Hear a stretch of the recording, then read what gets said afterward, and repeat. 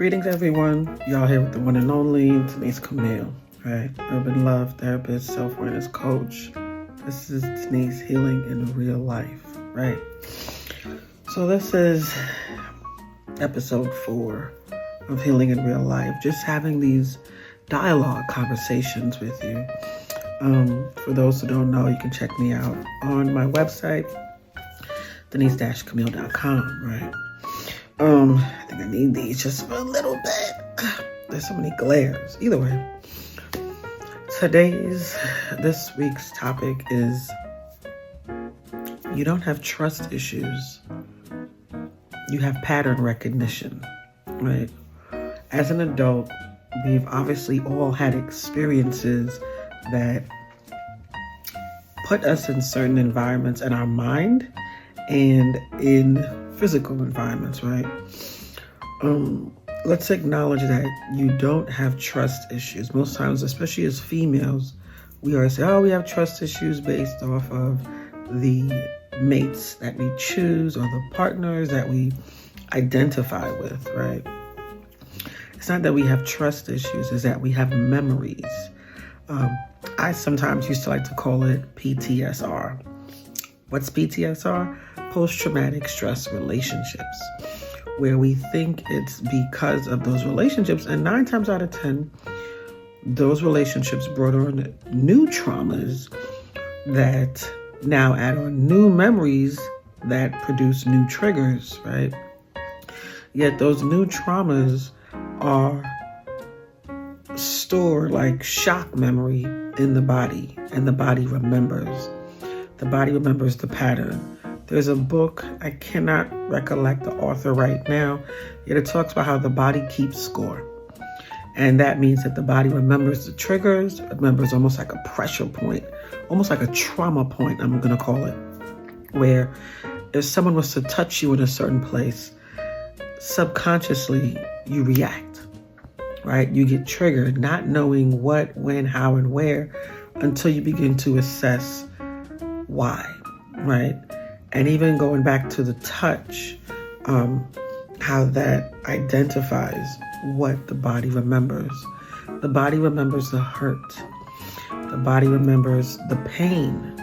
The body remembers, and it's not just physical pain, it's pain, physical and emotional pain. Because those emotions are the root of our mind, the root of our mental health, right? Emotional health is the root of mental health. So it's not that you're dealing with trust issues, it's you have pattern recognition. Give yourself credit for at least remembering the pattern recognition, or you're recognizing the pattern, right? The behaviors, recognizing why you are attracting a certain type of person, right? It could be different faces, different places, same pattern. Normally I call it same entity, right? I can pinpoint exactly my pattern, and then I had to realize, that's an entity, because it's following me because I hadn't addressed that issue, right? And it wasn't about trust issues. It was about you were open and susceptible to the same type of person, the same type of individual, right? And even when I go into the touch triggers hypervigilance, almost like a hyperindependence. Like, no. The hypervigilance is almost like the barrier. It protects in a way of recognizing that it needs to be protected. Almost like a child being neglected or abused. Trigger warning, as when parents did these things or family friends, right? Because I wanted to address hypervigilance, because sometimes people think hypervigilance is intuition. Intuition is the difference, because intuition creates an emotionally safe space for your mind and for your stomach, which is your second brain, your nervous system, right? Because the intuition will, let's say someone approaches you and you either have the barrier Or you have the boundary, and the boundary is that intuition, where a simple, no thanks, I'm not interested, would be intuition, opposed to, oh, you sound like my father, or you sound like my ex.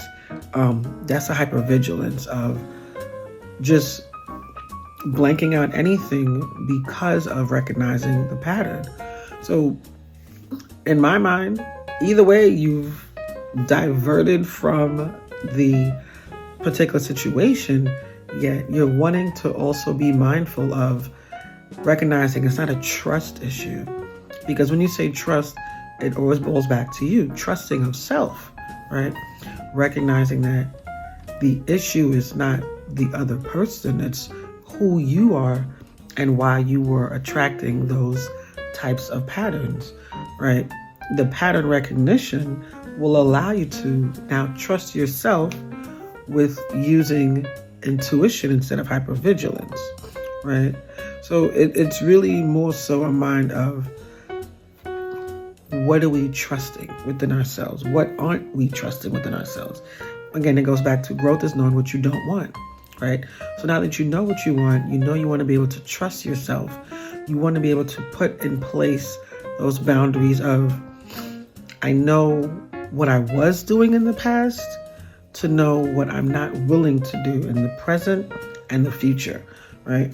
Just knowing that trusting yourself brings about vulnerability with self. Trusting yourself brings about opening up with your voice, and that's it. Most times as females, we would rather open up our legs than open up our voice. I'm going to say that again because I know a lot of us don't want to hear that. Most times as females, we would rather open up our legs than open up our voice. And that's because we don't trust ourselves enough to know if we tell this partner or this person, because sometimes it's not even a partner, right? We're not even going to go with it. And if we tell this individual, we're not ready, or we brought them this far to the water, but we don't want to put our foot in the water. Like, oh, I can't swim, so why are we here? We have to trust ourselves to stop it in the beginning, having those boundaries, opposed to having those barriers of saying, hey, I need to be safe within myself, and this doesn't need to go any further. And honestly, people respect what you're saying when you say it up front the first time, and it's recognizing it's okay to speak your mind. It's okay to say what's necessary. The main thing is that you're trusting yourself. Having those trust issues, right? Even where the hypervigilance can come in, where you're having a conversation with someone new and the party goes into, no, let's make sure we're focused, let's make sure we're grounded, let's make sure that this person's not trying to use us, not trying to take us what we have, let's make sure. Opposed to intuition, recognizing, oh, this person's not for me. That's it. And keep it moving, enjoy your life, be well with yourself. Knowing how to see those patterns and know what it is, and know that it's not a negative, or it's not a bad thing, because actually the word negative is something positive. Yes, it's a negative. No, it's positive. Etymology of the words. Okay, I digress. Trusting self and knowing that vulnerability brings safety and breeds safety. And when you're safe, you can now regulate your nervous system to be adequate to move around in the world without not needing to keep up barriers around yourself. Almost like putting yourself in a prison. So you want to check that you're not overanalyzing, over-assessing, overdoing what is needed for you, right? So building safe trust within self, it's recognizing it's a slow build, yet it's also reassessing where you want to be within self and how you want to enjoy yourself, for recognizing that you're not broken. You just went through a series of patterns that you hadn't seen, and now that you recognize it, you can rebuild, right? It's just the body had learned to be very cautious of certain parts of the body and certain ways people, or how you allowed people to handle you. right? And when I say handle you, where they knew that it was okay to say certain things to you or do certain things to you. They knew that you wouldn't do anything about it, because it's crazy how other people know that you don't know your worth. You know what I mean? It's crazy how other people can sense your power before you can sense it. It's crazy how everybody else knows you but you. And when you know you, they get upset that you know you, because that means that they're no longer able to leech off of you. But that means that you're able to trust yourself enough to say no, keep moving, right? Building safe trust is recognizing those patterns again and recognizing what didn't work for you, where you were stagnant in your life, where your finances were blocked, where your emotions were misconstrued, and not doing the work of assessing, well, what was the inner child in me believing was love and believing was fact opposed to being fiction. Just being soft with yourself and having that trust to be vulnerable, and being soft and having that safety provides a presence of peace, right? Taking care of your body, drinking more water. I encourage going on that vibration plate, first of all. That's another topic. Yeah, that vibration plate, I call it a trauma trigger, because standing on it, it vibrates the body so vigorously.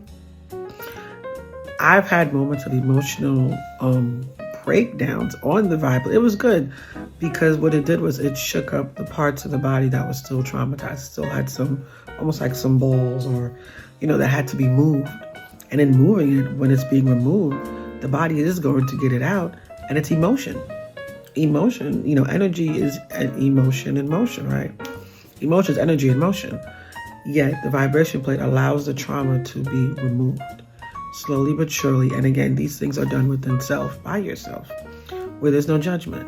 It's having to know that stillness and being safe and cleaning out the body is a process. Give yourself grace, right?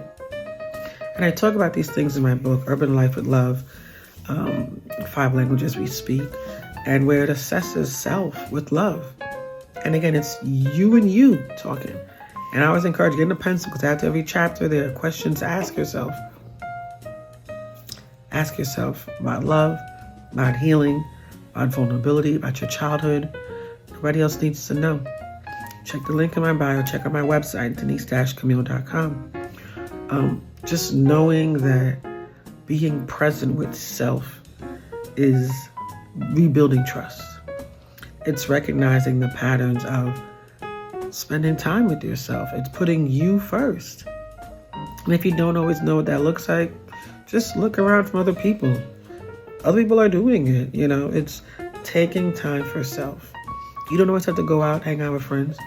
You don't always have to be that one at every outing or be there every Sunday at church. Or it's taking time to honor your body. Your body has kept score, still keeping score, yet understanding that the body needs healing, just like the mind needs healing, just like the heart needs healing. It needs healing from what it has been through. And yet, give yourself grace to recognize that it wasn't a trust issue. It was the pattern recognition from others, from parents, siblings, family, extended family, friends, mates. It's patterns. Same way animals recognize patterns. That's why they don't trust. Same thing, the body keeps score. The body remembers. Pay attention to those patterns of your body, why it does what it does. I always say weight is not just eating. And sometimes it could be a little bit of mindless eating, yet the mindless eating is coming from the burdens and the anxiety that we subconsciously carry of another, right? And once we take the time to be consistent with ourselves and move the body and move the muscles and move the blood flow, the oxygen, all that, we'll see, oh, okay, I needed to grow internally. Take the time to trust self and recognize it wasn't a trust issue. It was a pattern recognition. All right, y'all. I am Denise Camille. I give thanks. This has been episode 4, Healing in Real Life. Take care. Peace.